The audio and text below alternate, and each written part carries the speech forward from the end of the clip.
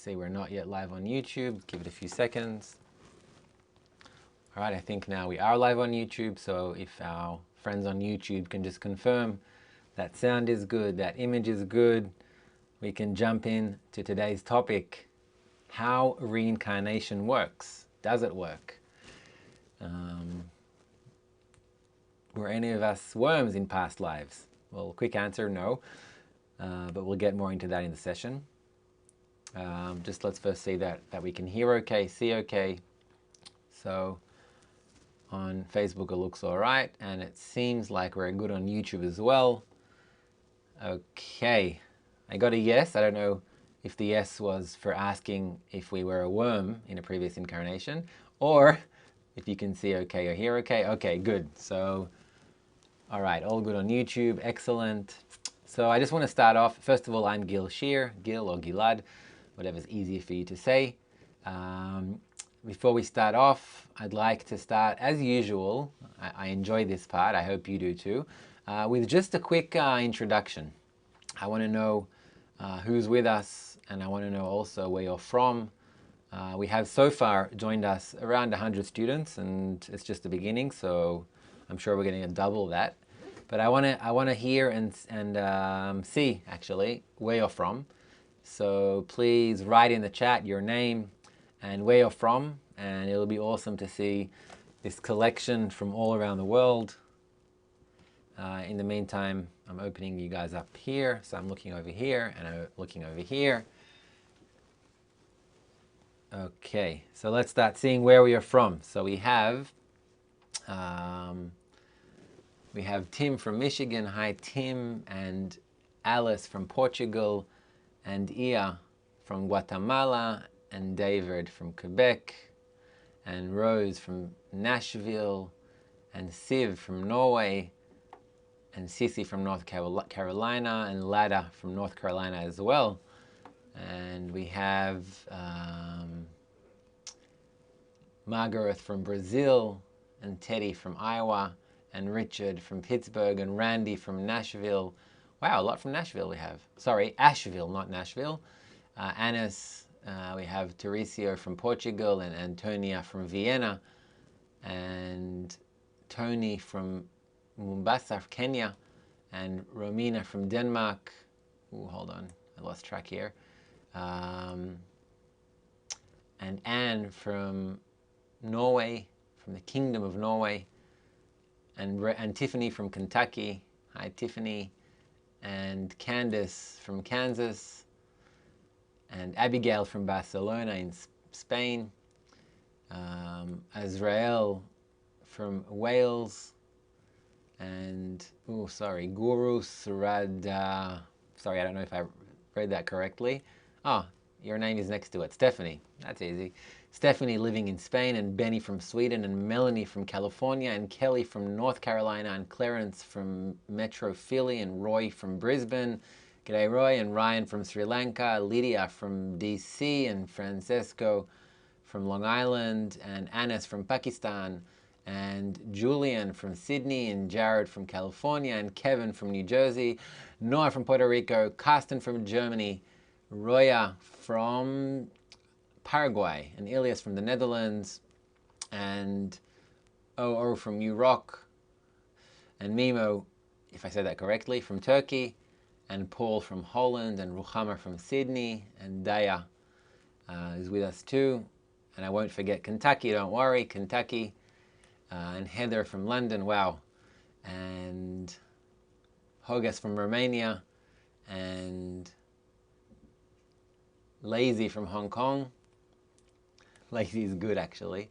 In Kabbalah, lazy is a good quality because it means that you're looking to maximize benefit with minimum effort, and that's actually our software. So recognizing you're lazy is actually good because it means you want to get the most with doing the least, and that's a good quality. It's actually a good quality in the corporeal world too.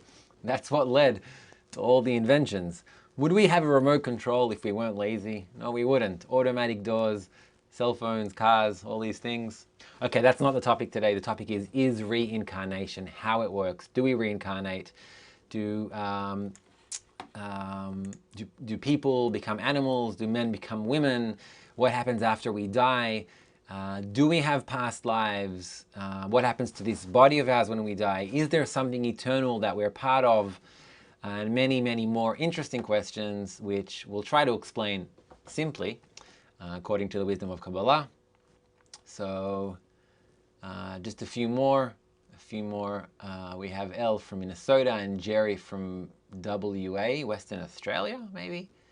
And Daya from India, and Patrice and Angelia from Vietnam, and Rowood from Sweden, and Carrie from Tokyo, wow. And Gunvor from Norway, and Ray from Northern Virginia, and William from Scotland, and Robert from the UK, and Patricia is saying reincarnating lazy, nice. And Baba from West Africa, Ghana, and Steve from Italy, and Manuel from northwest of Spain. It's so awesome to... I know it takes like a few minutes to do this, but I really like doing this because I'm not just seeing names and places, I'm seeing like this network of sparks that's lighting up, not just this lesson, but all of humanity, with an intention to discover something higher. So that includes you guys here as well, Simon from Malaysia, and Manuel from Turkey, and Susan, hi Susan, from Toronto, and Tim from Michigan, and Alicia from Portugal, and Iahel from Guatemala, and Rose from Tennessee. I think we read all those, sorry. And Elizabeth from Brazil, and Joseph from Florida, and Simone from Malaysia, and Michael from Puerto Rico, and Mia from Brazil. I think I covered everyone. Probably not. Bato from Africa. It's just it's still going. It's still going. It's awesome. So really just try and hold that picture in your mind, like of a network of all of humanity connected, which is a correct picture because all of humanity is connected, whether we like it or not, whether we're aware of it or not. And then imagine in this network like sparks lighting up and connecting to each other. So even if you're in the chat and you're all around the world, we saw from every place, and just imagine that these sparks are lighting up everywhere, and they're also lighting up the entire system. Yep, I can click a like, so I will, because I like that idea, and I'd like to hold that thought. So there, I pushed the like button as well, joined you guys. Okay, so let's get started. Today's topic, first of all, welcome to Kabbalah Explained Simply. I'm Gil Shear, and in today's session of Kabbalah Explained Simply, we're going to talk about how incarnation works. So what is incarnation? Do we have past lives? What happens when we die? Is there something eternal in us? Can we reincarnate into different forms? Can a man reincarnate to a woman, or to a tree, or to an animal, or vice versa? Well, reincarnation is explained in many methods in the world. In this session, I'm going to explain the true meaning of reincarnation according to the wisdom of Kabbalah, of course, and I'm going to try and do it simply. So feel free to ask any questions in the chat. We have Rachel, who'll be posting relevant links and clips that I'll be showing, and we have Ruth, who'll be collecting your questions for me and putting them in a document so I can look at them nicely. And let's get going. So let's just start with a quick answer, because you probably want to know the answer to this question. So, do we reincarnate? So in one word, yes, we do reincarnate. Okay, so it was great to be here. See you guys later. Just kidding, haha. So there are actually two types of reincarnation. There is, let's call it an external type, which relates to the body, this physical body of ours, which is a protein, it's an organ, it's an animal basically, and we have an internal form of reincarnation, which relates to something that is not bodily, that is not material, that's something that's higher.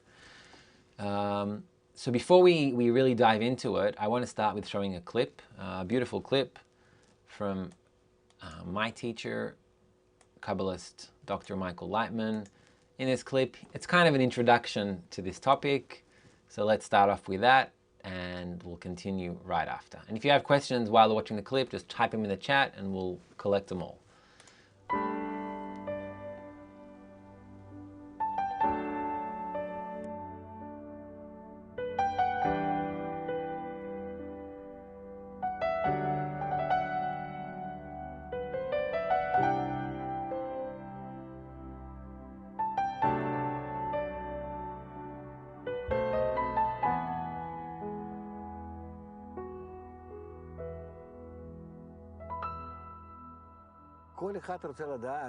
Everyone wants to know, what are reincarnations?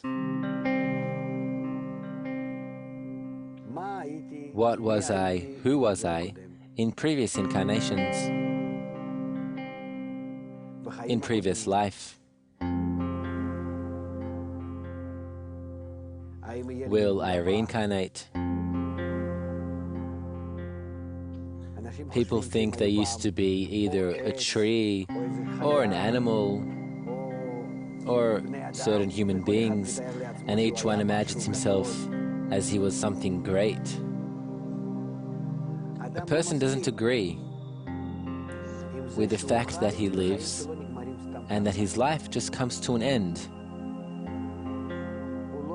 Doesn't agree to finish this life and have nothing remaining after it. And although our lives are very difficult, no one wants to leave it. And the wisdom of Kabbalah tells us that there are reincarnations. We come into this world, we are clothed in the body, and live with it, just like with this nice shirt here.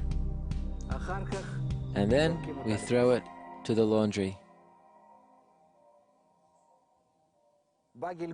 In the next incarnation, we have again a soul clothed in the body. Again we live in this shirt, and again we throw it in the laundry.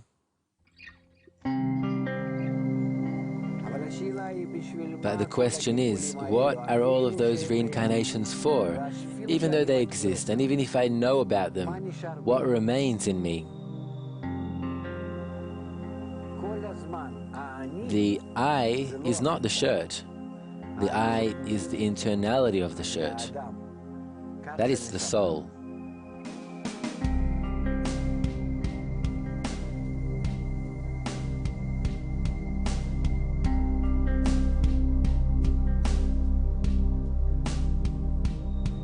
Our problem is that we're only thinking of the cleanliness of the shirt in our life, how it will hold on to its status.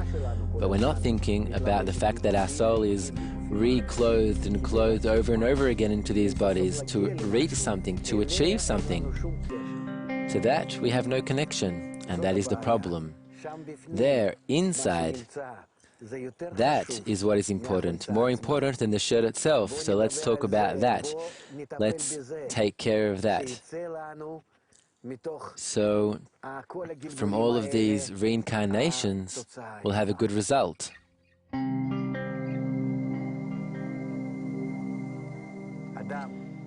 You there, think about what's in the shirt. That's where the human being is, his soul clothed in the body. And this shirt will be thrown in the laundry again.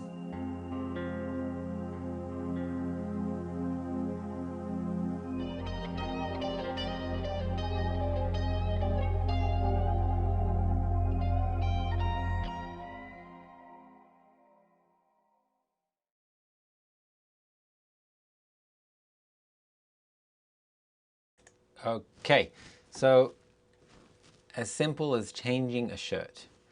And I already see that there are quite a few great questions, and many of them are great because I've prepared a slide that answers them. So if it's a great question, I already have a slide for it. If it's a good question, then I know the answer to it. And if it's just a question, then I don't have a slide or I don't know the answer. So just so you know my code. Okay, now seriously, let's get into it. So let's open my slideshow. Here it is. Okay, so how reincarnation works. This is for me. All right, so reincarnation. Let's start with a little bit of physics. Let's do this one actually. Okay, so I want to start with talking about the law of conservation of energy. You might be wondering why I'll be learning physics in a Kabbalah class. So first of all, I like physics, so I'm bringing that kind of as something that I personally appreciate. But actually, we many times use scientific examples because sciences, they stem from their spiritual root. So there are many laws in nature that we can look at and observe, and then it can help us explain the root where it comes from. Okay, so the law of conservation of energy, it basically means a few things. It means that energy cannot be created or destroyed. Okay, so there is a constant, unchanging amount of energy from the very beginning of creation, from the Big Bang, say 14 billion years ago, and that overall sum of energy, it never changes. It's always constant. What does change is the state of energy, right? So, you know, I can lift something up, then I give it potential energy, and then I can let go of it, and then it turns into kinetic energy, different forms of energy, but the energy is always constant. And you'll explain a little bit later on, just in a few minutes, why I'm talking to you about conservation of energy, because it's deeply connected to reincarnation.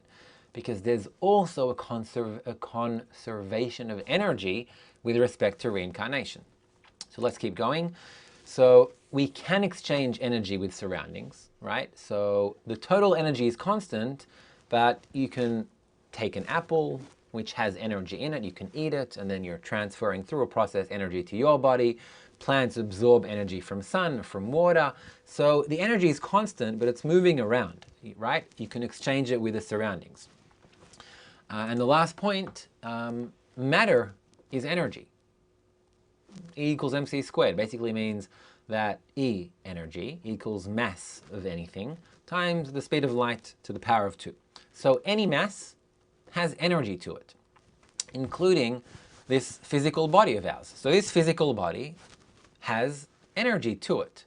And actually, this physical body, its origin is the ashes of stars. We're actually made from stardust.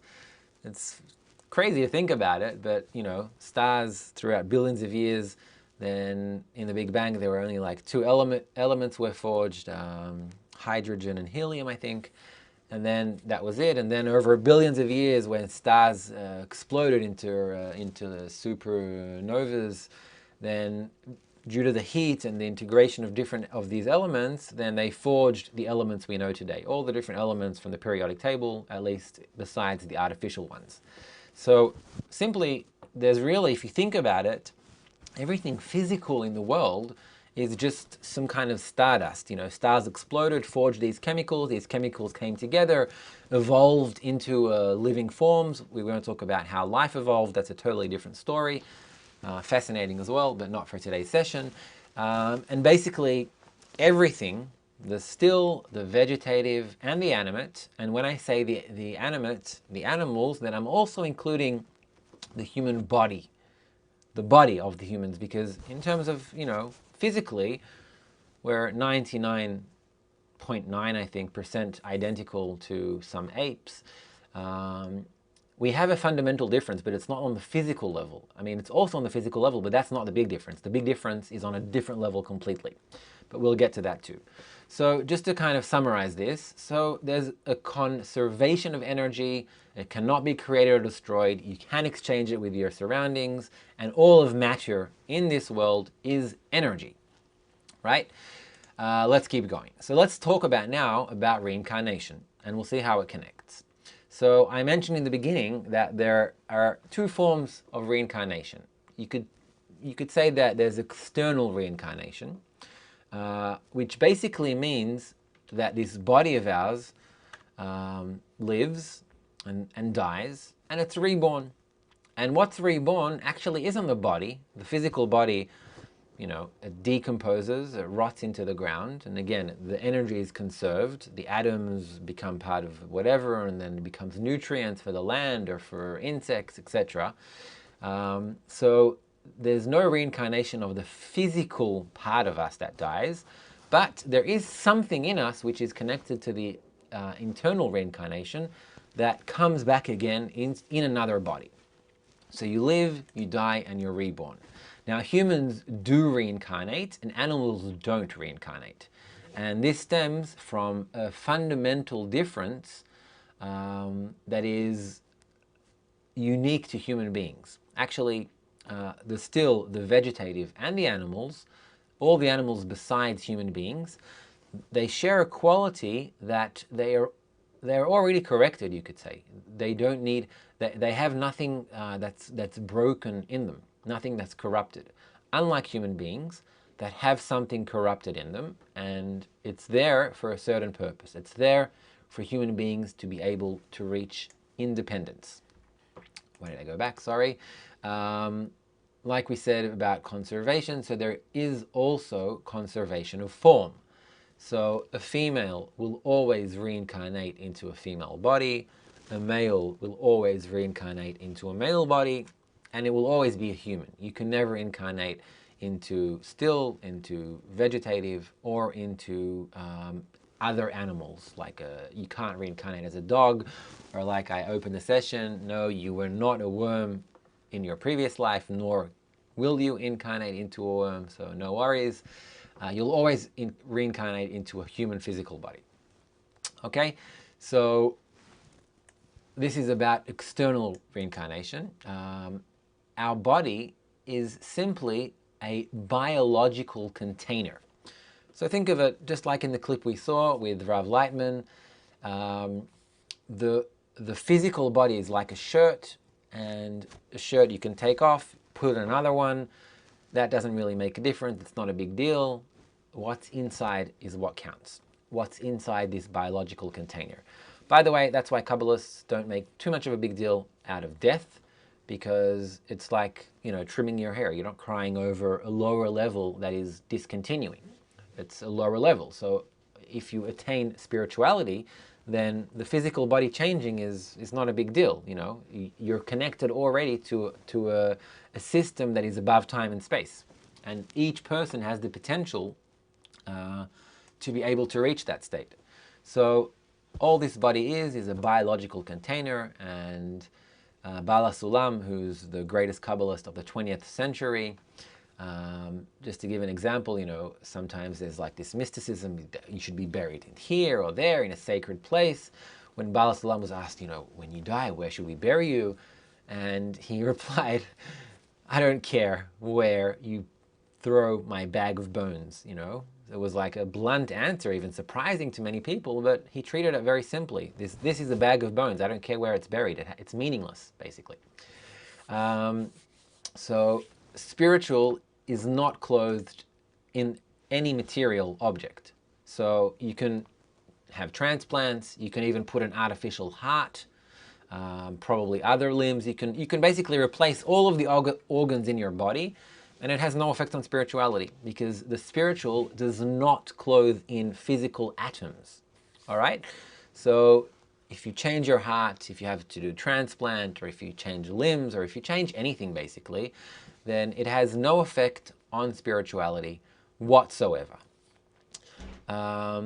I see the questions, but for many of them, like I said, they're great questions because I've prepared slides for them. So I'll keep going, and then I'll look at the questions which I haven't answered yet. All right. I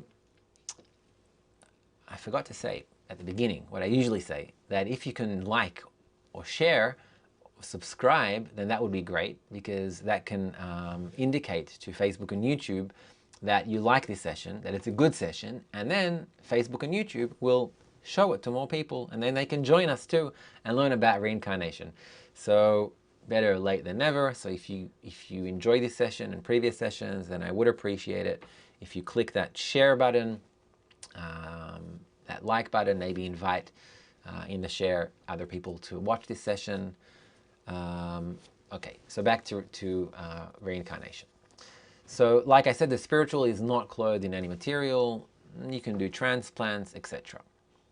Okay, so what about the internal form of reincarnation? What is this internal form of reincarnation? So as a matter of fact, the internal part is something that is connected to a different realm, a different layer of reality completely, something that we currently don't perceive. And in order to better understand it, then I'd like to share with you an explanation of a concept called the collective soul of Adam HaRishon.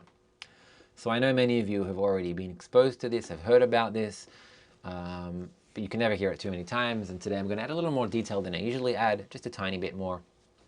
And you'll understand in a second why it's related to reincarnation. It's actually the foundation of it. This explains the entire concept of what reincarnation is. So the collective soul of Adam HaRishon.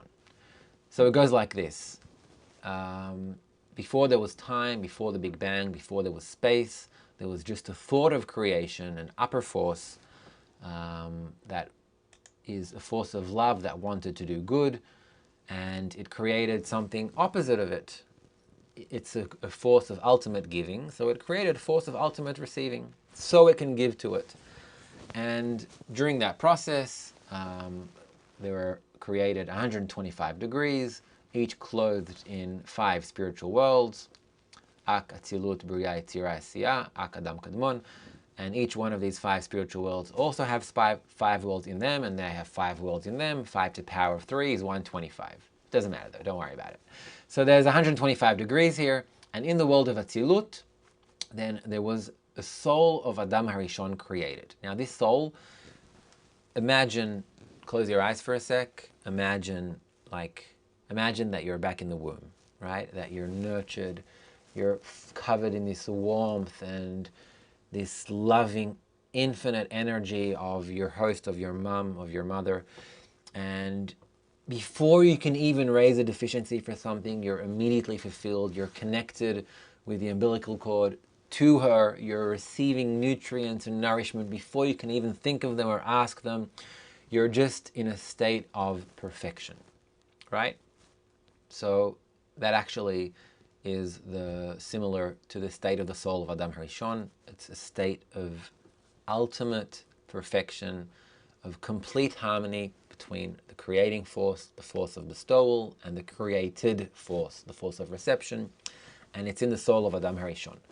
Only there was something missing there, and this is the whole story of the sin of the tree of knowledge, which we spoke about when we spoke about the language of the Bible. The story of Adam and Eve in the Bible is actually talking about the shattering of the soul of Adam HaRishon. And that soul shattered, and it shattered to the lower worlds. Lower means more distant from the creating force, into the worlds of Bria, Yetzira, and Asiya. And this single collective soul shattered into 600,000 pieces. That's what it shattered into. And then from the worlds of Bria, Yetzira, and Asiya, which become further and further away from unity, it clothed into our world, which is the world of complete separateness, of separation, where we each feel ourselves as individual separate entities. 7 or 8 billion people in this world each have pieces of the 600,000 shattered pieces of the collective soul. So right now, each and every one of us is here. We feel ourselves as individuals, and that feeling, actually, we all have 2 kinds of feelings in us, and confirm if you agree. We have a feeling of individualism, of separateness, of like this state of uniqueness of ours, that we're unique, that we're individuals, that we're separate, that maybe we don't even need anyone else. And that feeling of separateness stems from the shattering. We also, in parallel to that, have a feeling that human connection is good. And I'm saying in parallel because it's a bit of a paradox. Ego keeps on kind of overtaking, and we see this on all levels. On the other hand, our biology is built for connection. When we're connected positively to other people, then our body responds amazingly to it. It emits oxytocin, and which is the love hormone, and it has huge healing effects, you know, like things like your wounds even heal better, you're better at creativity, at learning, you're happier. It's the #1 cause of happiness, positive human connections. So we have these two things in us, and that second thing, that tendency for connection, actually its root is our mutual collective soul. So the fact that we were mutually connected, it still has a tiny spark of that in the system we're in now that's pushing us towards positive connection. So it's these two forces that are in us. And I'd like to hear if you all agree with that, or if not, if you have questions about that. Okay, so how's this related to reincarnation? So each and every one of us, we have this tiny little spark in us, and all it is a shattering. So imagine like a glass. I don't have a glass here, only a plastic cup, but imagine this is made out of glass and I break it, and then each and every one of us is like this little tiny piece. So this little tiny piece of shattered glass, in quality, it's the same as the entire vessel, but it cannot contain anything because it's just a tiny shattering, and it's not a vessel of itself. Even though its qualities are 100% similar, if I look at it in a microscope, I'll see that it's built of the exact same atomic structure as the entire vessel itself, although it can't function the same way because it's only a shattered piece. Okay, so if this is our state in the world today, then what's an incarnation? Okay, so let's talk about now about internal or spiritual reincarnation, taking into account this structure of the soul of Adam HaRishon. So an incarnation is a new state that sparks a transition to a more evolved state. Now, a more evolved state is a state that's bringing us from here closer to here. So if we went from complete connection to complete lack of connection to separateness, then a reincarnation is when we start climbing back up again from a state of separateness to a state of unity. So that's considered in Kabbalah, that's considered to be reincarnated, that you're evolving to a more advanced state.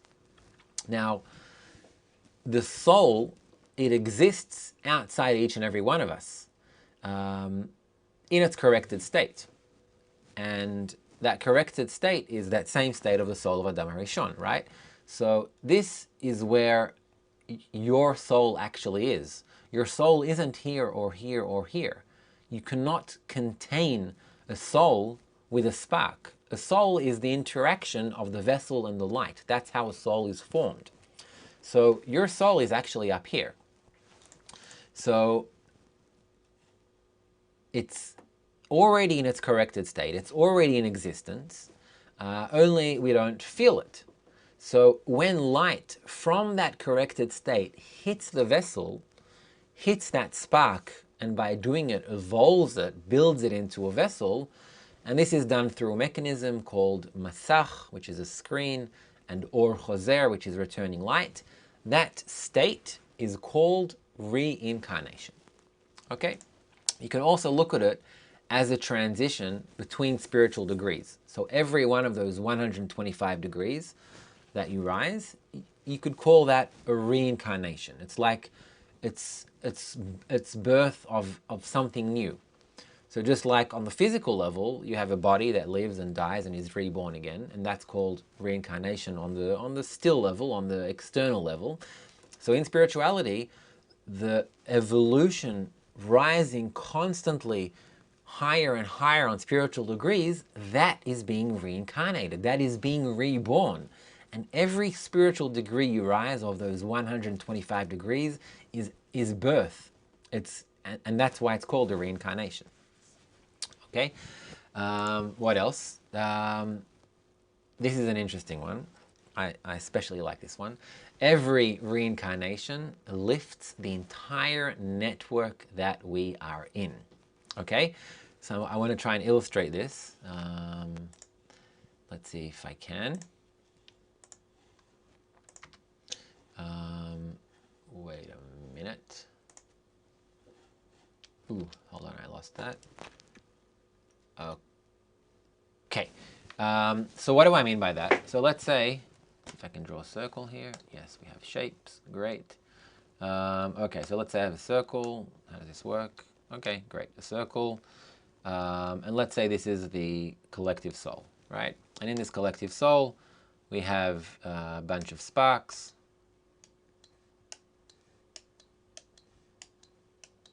And this is already, let's say, the soul of Adam HaRishon, right? So we are here.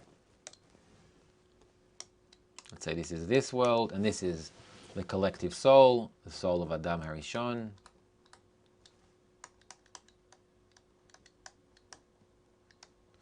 And let's say we're forming a connection. So let's say this is you. And through your study, you might be already in Kabbalah, which is our online learning platform. You might already have a group you're working with. And let's say you start going through this process, right? So what happens is, well, first of all, let's go green. All of humanity is already connected, right? That's no question about that. I mean, not necessarily through positive connections. That's something that we need to transition to, but is connected, is interconnected, dependent, interdependent on one another. Everything that happens in one place influences another place. People are completely dependent on each other, and we see that, you know, even with recent events now, even with COVID. You know, if you don't wear a mask, or if you do wear a mask, you're influencing other people, and we're all interdependent. So let's say you're here, and you're going through a reincarnation, meaning you're correcting a desire that you have. You have 613 desires, actually, and you're correcting one of those desires. And by doing that, you're actually doing something incredible. You're lifting the entire system. So you're basically, you could say in a way that you're strengthening the ties, not just of yourself with the system, because there is no individual, only one piece in the system. There's an individual that works with the entire system itself, right? So when you make this one correction, then you strengthen the entire system. So that's why I'm kind of making it darker. And you make another correction, and then you make the system even stronger. And each person that does this, he basically strengthens the entire system. And what does that actually mean? It means that you're bringing all of humanity closer and closer and closer to one simple thing, to asking the meaningful question: what is the meaning of life? And when you ask that question, it means that someone else made a correction in the general system, meaning made this reincarnation from one degree to a more elevated, closer to the source, closer to unity. And by that, it boosted energy, you could say, you can call it like an energy, into the entire system, right? And then, as a result of that, suddenly, you know, by chance, like a lot of people who come to Kabbalah say, yes, suddenly just by chance I found this, or this happened, or I had this question. Of course, there is no chance in the world. Everything is a deterministic system. It's all a system of laws. We don't see these laws. They're concealed from us. So it seems like chance, you know, like if you turn on the light and you bring a caveman and they'll see you pressing a button and a light turning on, they'll think it's chance, or that you're God, and they'll start praying to you. But that's only because they don't understand how the system works. They don't see the wires going from the button, from the light switch to the light bulb. So for them it's magic, for them it's mysticism, for them you're God. But of course, if you understand how it works, then it's no big deal for you. So it's the same thing here. It's not chance, it's not mysticism. The system itself has been elevated by previous students, Kabbalists, etc., who are working on elevating this system, and then that brings you to ask suddenly, out of the blue, what is the meaning of my life? And this brings you to start studying Kabbalah. And when you start studying Kabbalah, it's the beginning of your spiritual, your internal state of reincarnation, of reincarnating. And until then, what you're experiencing is simply advancing. Oops. I closed it. Okay. I lost my beautiful drawing. Oh. Okay, so what you're experiencing until you start working on the spiritual correction, then you're basically going through a system which we call reshimot. Reshimot is like a registry. And let's say a person is here in this state. And let's say that over here begins, they have this question arise in them. Let's say the question is, what is the purpose or meaning of my life? Right? And from this point on, there is the potential for spiritual development.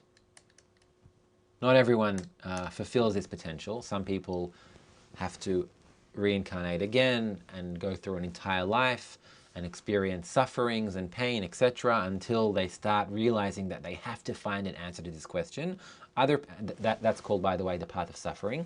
Other people identify this as an opportunity for something different, something new, something that's higher than this world, and then they start developing spiritually through the wisdom of Kabbalah, and that's called the path of light, the path of Torah.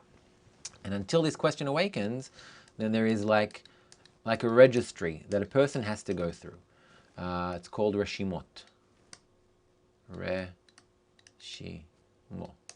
In Hebrew, reshima means list, so it's kind of like a list, like a registry of like a process. And when a person finishes this process, then this question awakens in them. So basically, when you lift yourself, when you go through spiritual reincarnations of one state to another, you're actually accelerating this development for all of the system. And by developing it, it means that you're saving sufferings and pain from everyone else in the entire system. Because going through these reshimot, it's not necessarily just pain. It's experiences. All the previous lifetimes that a person has, they all lead him to ask that single question.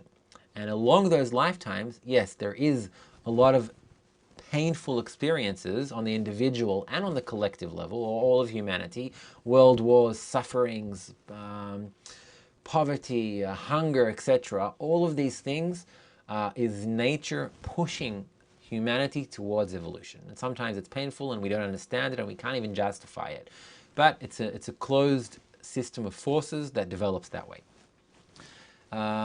So that was explaining the point that every reincarnation that you go through lifts the entire system. Okay, where else are we at? I'm going to continue a little more and then I'm going to hit some questions. Maybe we'll watch a clip, a short clip that kind of summarizes it. Okay, let's go to this last point and then I'll take some questions. So both internal and external reincarnation, they both follow that same law. Remember the law we spoke about of conservation of energy? So they all follow that law. It's a law of nature. But on the external, meaning your body is energy. Like we said, E equals mc squared. It's basically every mass is energy.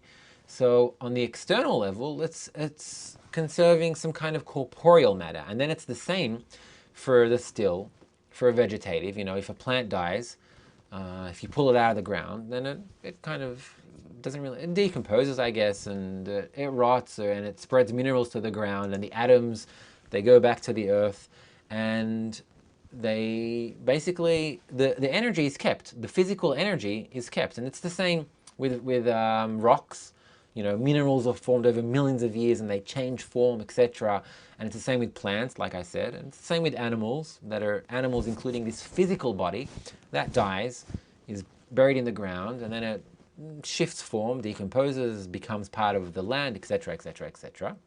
And then energy is conserved. But also on the internal level, we have a point in us. Remember the soul of Adam HaRishon, right? We each have that point in us. and that spiritual point is also conserved. So it's very simple. If you develop that point, then what you've developed is also conserved. So let's say you went through part of your correction, and then you reach a nice, good old age, and then you die. Then you reincarnate in a physical body, but everything you've achieved is eternal. So you don't start from the beginning. You pick it up where you left off, basically. You have a few years of developing physically, growing as a child, etc. But very quickly, you'll be up to speed of where you left off. And if you've made the entire correction, you've reached 125 degrees of correction, then you rise from the material level of reality to a spiritual level. So you're no longer tied to your physical body. It's like you become this energetic force of the entire system. You contain everything. You are part of everything. And you're in a world of infinity, you could say. Out of all the worlds, then according to Kabbalah, this world we live in right now is the worst. So it's like, literally, it's like, actually, when Kabbalah talks about heaven and hell, it talks about hell being this world. That a person experiences the pains of this world, that's considered like in a state of hell. And heaven is attaining the states of spirituality. That's considered heaven. So the external reincarnation isn't really considered reincarnation. It's just a form of conserving energy. So if you only have this point inside of you and you didn't develop it, then your body dies, fine, but you still have a point, and that's conserved as well. And then that point is reborn into a new body with all of the past neshamot built into it. You don't remember them, but they're all there. They all exist in the system. And this actually is a question, I'll actually take James's question. How do you actually know this? Nobody's come back and told us, unless you're a Christian and believe Jesus came back. Actually, James, we know this because Kabbalists say this, and Kabbalists who have attained these states, then they explain it. Baal Sulam, for example, he describes that he is a reincarnation of the same soul of the Ari and the same soul of Rashbi, the same soul of Moses, the same soul of Abraham, the same soul of Adam. And he writes this in one of his writings. And other Kabbalists as well, when they attain this collective soul, these spiritual degrees, then they describe the system that they're in. And then many people asked, can you remember past incarnations? So the answer is, only if you rise to the spiritual level, then you can contain everything, all of your past lives, all of your experiences, but you already attain them from a spiritual perspective, not a corporeal one. You cannot attain previous incarnations, previous lives from the level of this world. Only if you rise to the spiritual degree, which is a degree above time and above space, then you're already connected to a system that is a system of wholeness, and there you attain yourself in whole. Okay, so we've done that. Let's take a look at some questions that we have. We have a lot of great questions here. I'm going to start taking a look at them. So I have another question. What is resurrection of the dead? So that's a concept that's in some religions, also in Judaism. It talks about resurrection of the dead, also in other religions. Basically, it's not zombie land. There is resurrection of the dead, yes, according to Kabbalah. It does exist, this concept, and it's not zombie land. You're not going to have zombies roaming the planet, and especially if you think it like, how does it work? Because right now we have 8 billion people, but throughout all of history, there were billions and billions of people, and what? So they all wake up and start walking around, but it's the same soul reincarnated. So no, it doesn't talk at all about zombie land, about people rising from their graves and walking around. Not at all. Because the body, like we said, is nothing. It's like a rock. It's like a plant. It's like of course, it's not like a rock. It's more developed, but in essence, the body itself is atoms, right? So of course, that does not rise. What is resurrected is a process of correction. So we're built of a will to receive, and that can't change, and it doesn't need to change. Only what changes is the process of using the will to receive, how it's used. So a will to receive in substance with the intention in order to receive, that's the intention clothed on that will to receive, that intention needs to die. The intention for oneself. Ego, pretty much. That's the destructive force of reality. And that intention needs to die. So that intention dies, and instead of it, the same will to receive with the intention in order to bestow is born. And then you can say that the desire, the substance to receive, is resurrected. So it rises from the dead because it was dead. The egoistic form of using the desire dies, and then it's resurrected in order to bestow. And that's called resurrection of the dead in Kabbalah. So not Zombieland, but spiritual rising that happens in your lifetime. It can happen over and you can be resurrected over and over again in your lifetime. Every time a new desire is corrected within you, that is called the resurrection of the dead. Okay, let's take a look at some more questions. Can we remember past incarnations? We covered that. Let's see what else we have.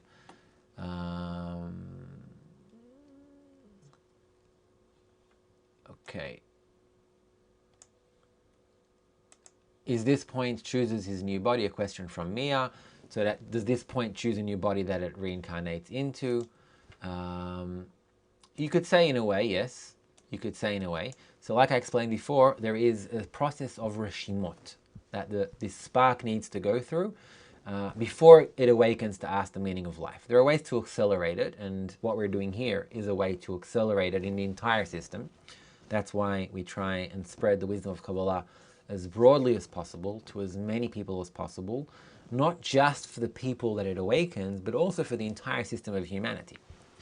So you could say that your point, yes, you could say that it, in a way, chooses a body in order to keep evolving towards that same single question: what is the purpose of life? And that's what that physical body serves, like a biological container, which goes through different experiences, and those experiences, good or bad, more bad than good, they awaken a person to ask the meaning of life. Like, I'll give you an example. Since COVID started, then we see all of humanity in general starting to go through this kind of awakening, because when bad things happen, then people stop thinking about how to chase fulfillment, which doesn't really fulfill them, you know, flying overseas and buying new this and doing that and just fulfilling myself more and more and more. People stop for a second and they start thinking, what's all this for? You know, what's it leading us to? Is it leading us to true happiness? No, it's not. And then in times like today, like COVID, it's nature's way of pushing humanity into balance, into leading them towards spiritual evolution. Some people say they remember their previous lives. My question is that fantasy or imagination? Thanks for the question, Paul. It's not spiritual. It's imagination. The only way that you can remember all your incarnations is if you rise above the level of this world. A question from Georgie and Andras: is it possible to rise 125 degrees in one life? Great question. Baal Salam has a very simple answer to that. Today, in our generation now, anyone that hears about this wisdom has the potential to rise all 125 degrees in their life. So if you are hearing this right now, Andras, then yes, you have the opportunity to reach your entire individual end of correction while you are alive.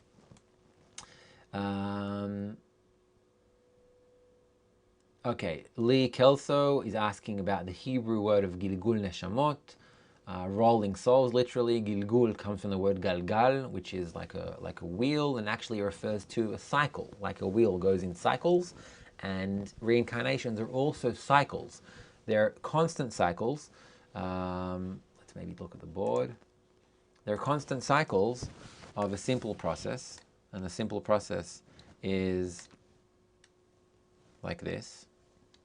So this is, let's say, plus, and this is minus. This is called day in Kabbalah. This is called night. This is called bestowal, if you want. This is called reception. And a process of going through a correction, it's called in Kabbalah. We're correcting the desires, the intentions. So going through a state of day and a state of night together, this entire process here is considered one reincarnation. And this is what, let's say, 1 degree. And this whole process together, not just the day, not just the night, the entire process is called to reincarnate. Let's see what else we have.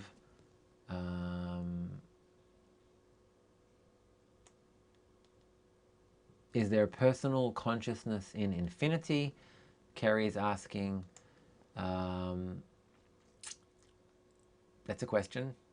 It's not a good question or a great question because I don't know the answer to it. Just kidding. It's a great question. Even though I don't know the answer to it, I have not been in infinity. I don't know.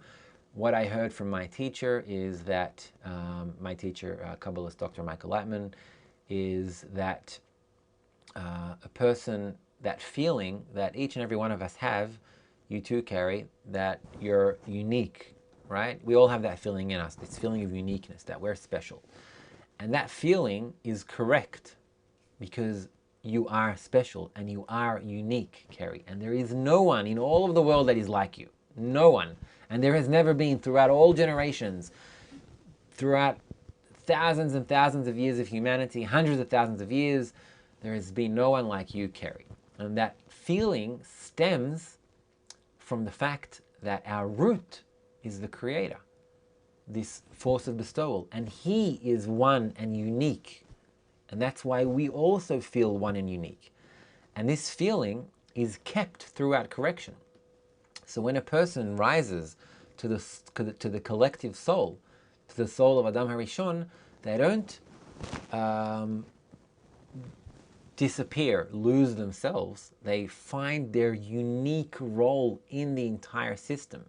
And that's actually the cause of the shattering. So a person can independently, consciously rise back up to that perfect state.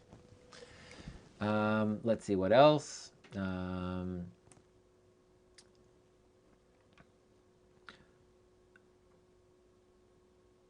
Can this be done in both ways? David is asking, can we weaken the system as well?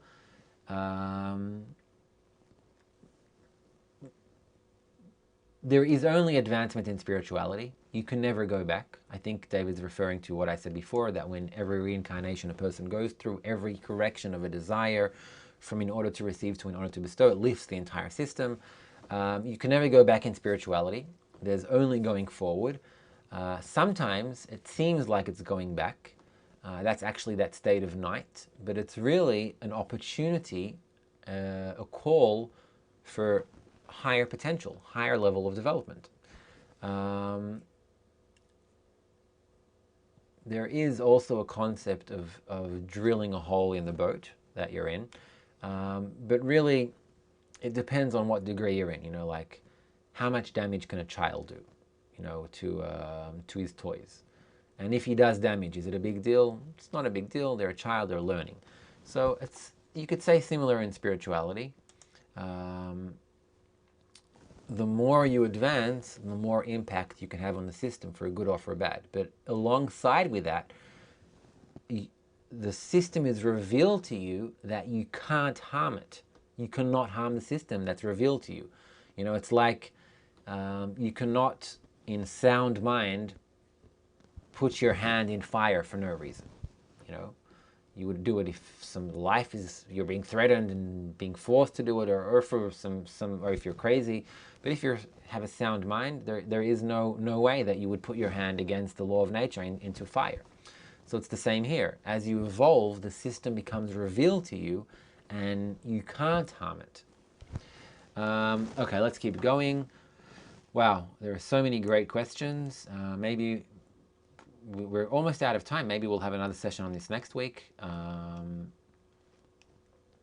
Let's see what else. How many times can a person reincarnate from Bato? Good question, Bato. Infinitely, until their soul is corrected fully. So there's no limit to it. However, there is a due date for every soul, you could say. A state that a person is awakened. And when that happens, when their time has come to be awakened, either in its due time or as a result of the acceleration of the entire system, then they can't ignore it for long, because the response they get from nature is a pushing response, you know.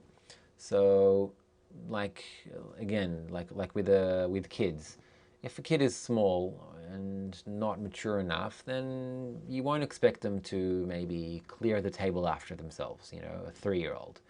And if they're finished eating, then you'll clean up after them. But if your child is 10, then you will expect them to clean up after themselves. And if they don't, then you'll respond to that and you'll try and educate them. You'll try and create circumstances that will lead them to understand that this is something that they must do as being part of a system.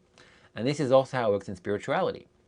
If you're still, spiritually speaking, not mature, if your time hasn't come, then you live in this world and you go through experiences, good and bad, in order for this point to be awakened. But if you have been awakened, if you have heard about this, and if it touches something inside of you and you ignore it, then you're already bringing a response from nature which will ultimately push you to evolve, because it's nature. Another question, do homosexuals always reincarnate as homosexuals? Thanks for the question, David. No corporeal quality is reincarnated. No corporeal quality. So not your hair color, nationality, not your sexual preferences. None of that is reincarnated. These are only related to corporeal situations. That's why the wisdom of Kabbalah is open to everyone, to all nationalities, all ages, all genders, all religions, all sexual preferences, everything. No, because these things are on the corporeal level. They don't have influence in your spiritual evolution. We're developing here a totally different point, a point from a spiritual degree, right? Let's take maybe a quick 1-2 more questions, because we really have to wrap up already. I can feel from your questions that you're really engaged, and it's a pleasure. It is a great pleasure to be with you here. A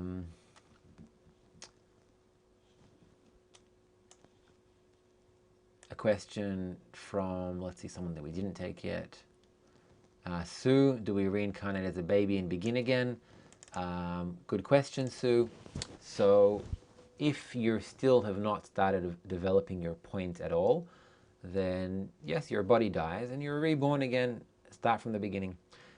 If you're already on spiritual degrees, then reincarnation takes a different form. Like Bala Sulam, when he was young, he did not have the Ariz soul.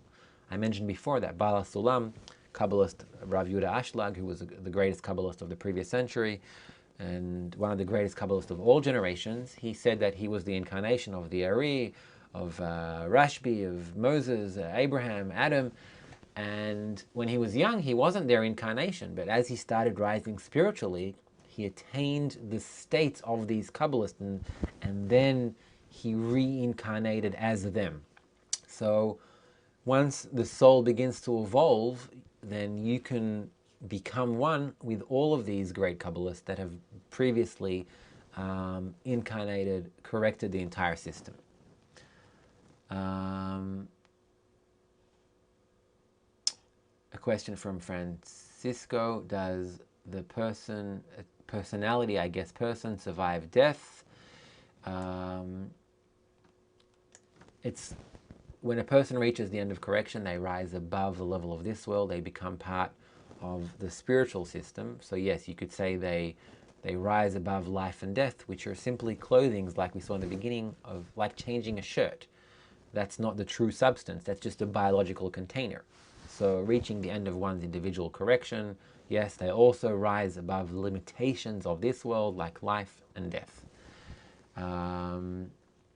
Does Kabbalah relate the concept of karma with regard to reincarnation? A question from Jared. No, it does not. So if you were bad in this life, you won't reincarnate and suffer. There is no such thing as good or bad. You actually, humanity does not really have freedom of choice. Think about it, and this, I won't elaborate on it too much, it's not for today's session, but think about it. You're born with your DNA, which determines how you'll behave, what height you'll be, your IQ, your hair color, your sight. It determines all of your biological factors, and then you're raised in an environment which you did not choose, which is what nurtures you, to parents you did not choose, which educate you and provide you with values. And everything is a calculation based on these given parameters. So a person's good, a person's bad, you could say on a moral level, and then you deal with it on a moral level as well, like legalities. For that we have the law. So if a person misbehaves, then the law can respond, and that's good. So we can have a balanced society. But it has nothing to do with spirituality. You can be a burglar, which then later awakens spiritually, and then becomes a Kabbalist. Of course, as becoming a Kabbalist, like I said, when you start revealing the laws of nature, you can no longer go against them. And if being a burglar goes against the laws of nature, then you won't be able to keep doing it. Okay, last question, very last question.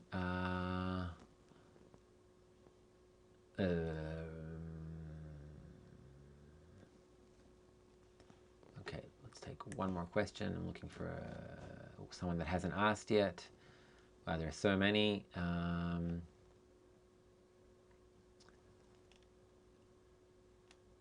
Okay, I can't choose. There are so many good ones.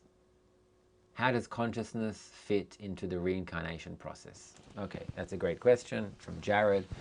So, consciousness is a material form of being conscious, being aware. Animals are also conscious, and that has nothing to do with the spiritual. However, in Kabbalah, when we talk about spiritual consciousness or collective consciousness, we're talking about the collective soul of Adam HaRishon.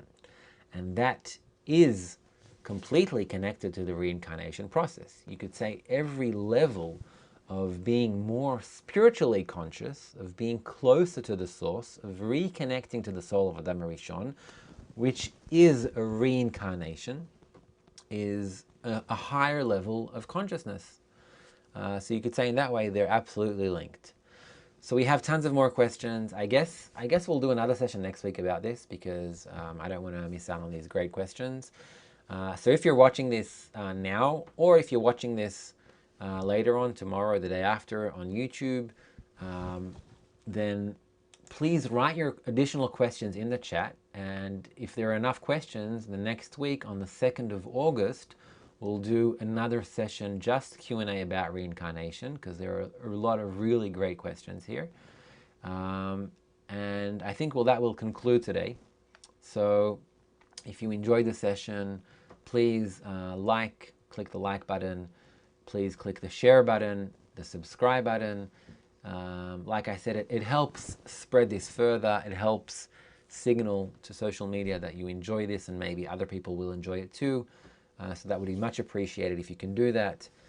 I'm Gil Shear. This is Kabbalah Explained Simply, and today we spoke about how reincarnation works. So I hope you enjoyed it. I hope you found it insightful. So let's go forward. Let's all reincarnate towards a higher level, discovering our connection, discovering our part in the collective soul.